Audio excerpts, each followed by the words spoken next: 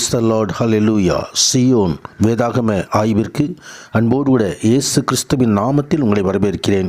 இன்றைய தினத்திலும் சங்கீதங்களின் புஸ்தகம் சங்கீதங்கள் 147 முதல் 150 சங்கீதங்கள் வரையுள்ள வசனங்களை தியானிக்க சர்வ வல்லமையுள்ள தேவன் தாமே நமக்கு கிருபை பாராட்டுவாராக.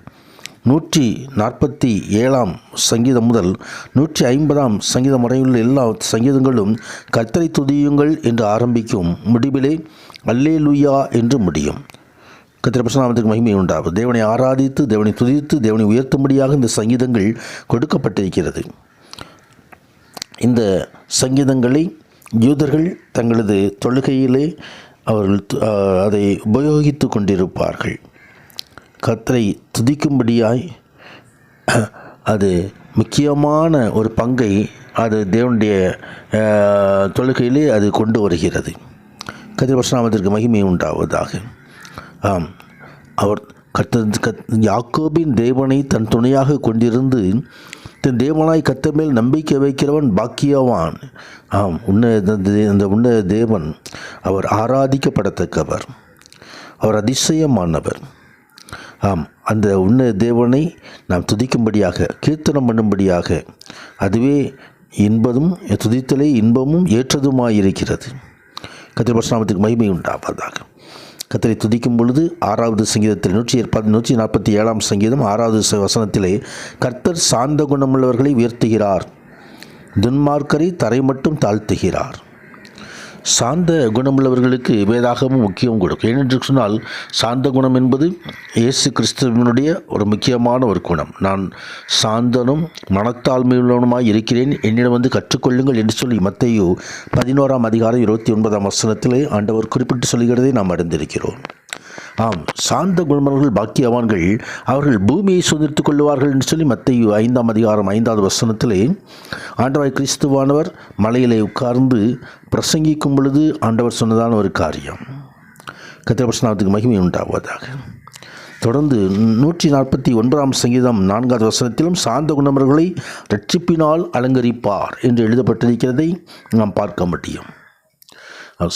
இந்த உலகத்திலே மோசே மிகுந்த சாந்த குணமுள்ளவன் என்று ஆண்டவர் சொல்லுவதை என்னாகும் புஸ்தகத்திலே அது கொடுக்கப்பட்டிருக்கிறது. கர்த்தருடைய பரிசுத்த நாமத்துக்கு மகிமை உண்டாவது. அந்த உன்னத தேவனை நாம் துதியுடன் கொண்டாடி அவரை கீர்த்தனம் பண்ணும்படியாக நாம் அழைக்கப்படும். எருசலேமே கர்த்தரை ஸ்தோத்திரி, சீயோனே உன் தேவனை துதி. அவர்தாமே தமது வார்த்தையை அனுப்பி அவைகளின்படி புதிய காரியங்களை சிருஷ்டிக்கிறார். யாக்கோபுக்கு தம்முடைய வசனங்களையும் இஸ்ரவேலுக்கு தமது பிரமாணங்களையும் அவர் அறிவிக்கிறார். 148 சங்கீதத்திலும் கர்த்தரை துதிக்கும்படியாய் இதோ நாம் காணுகின்ற எல்லா சூரியனும் சந்திரனும் வானாதி வானங்களிலே எல்லா கோள்களும் எல்லா கர்த்தருடைய நாமத்தை துதிக்க கடவுது. கர்த்தருடைய பரிசுத்த நாமத்துக்கு மகிமை உண்டாவதாக. அவருடைய நாமமே துதித்தலுக்கு ஏற்றது. ரட்சிக்கப்படுவதற்கு அவர் நாமம் அல்லாமல் வேறொரு நாமம் கட்டளையிடப்படவில்லை. பூமியில் உள்ளவைகள், அக்கினி, கல்மலை, மலை, காட்டு மிருகங்கள், பூமியின் ராஜாக்கள், வாலிபர்கள், கன்னிகைகள் எல்லோரும் கர்த்தருடைய நாமத்தை துதிக்க கடவர்கள் என்று சொல்லி சங்கீதம் அழைக்கிறது.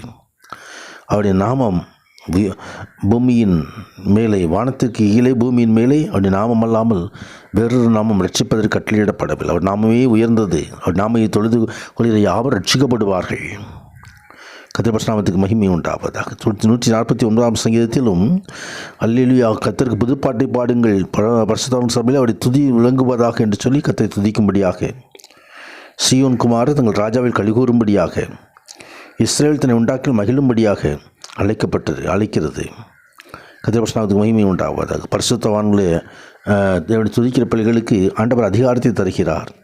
ராஜாக்களை சங்கிலிகளாலும் அவருடைய மேன்மக்களை இரும்புகளாலும் கட்டவும், எழுதப்பட்ட நியாய தீர்ப்பு அவர்களுக்கு செலுத்தவும் கர்த்தருடைய உயர்த்திய துதி வாயில் இருக்கும்படியாக உன்னத தேவன் கிருபை பாராட்டுகிறார். 150வது சங்கீதத்திலும் தேவாதி தேவனை பரிசுத்த ஸ்தலத்திலே துதியுங்கள் என்று சொல்லி ஆண்டவர் அழைக்கிறார். அவருடைய ஆகாவிரியை பார்த்து வல்லமையில் ஒரு கிரியைகளுக்கு அவர் துதிக்க வேண்டும், அவரை ஆராதிக்க வேண்டும், எக்கால துணியோடே அவரை துதிக்க வேண்டும் என்று சொல்லி வேதம் நமக்கு ஓசையுள்ள கைத்தாளத்தோடு அவரை துதிக்க வேண்டும், பேராசையுள்ள கைத்தாளங்களோடு அவருடைய சுவாசமுள்ள யாவும் கர்த்தரை துதிக்க வேண்டும் என்று சொல்லி ஆண்டவருக்கு துதியை செலுத்தும்படியாக நாம் அழைக்கப்படுகிறோம். துதியினால் எரிக்கோ கோட்டை விழுந்துவிடும். துதியினால் சிறைச்சாலின் அஸ்திபாரங்கள் எதிர்ந்துவிடும். துதிப்போம், நாம் தேவ மகிமையை காண்போம். கர்த்தர் மகிமையான காரியங்களை செய்வாராக. ஆமேன், ஆமேன்.